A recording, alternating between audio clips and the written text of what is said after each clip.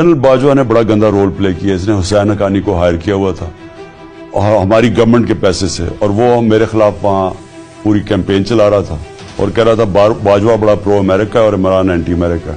मेरी हुकूमत गिराई किसने? आर्मी चीफ ने। आर्मी चीफ कानून के ऊपर था, उसको कोई पूछने वाला नहीं था।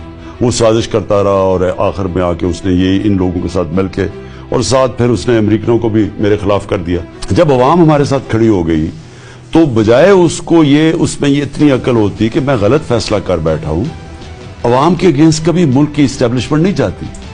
वो जाके हमारे खिलाफ होके और उनके साथ खड़ा हो गया जिनकी वजह से अवाम हमारे साथ आई थी। यानी ये जो ऊपर जराइम पेशा लोग आके बैठ गए हैं जिनके ऊपर 1100 अरब रुपए के करप्शन केसेस थे, जब वो उनके साथ खड़ा हुआ तो कौम भी और फासला हो गया इदारे में और कौम के अंदर भी। मेरे ख्याल में हमें इन्होंने सीटें हमारी कम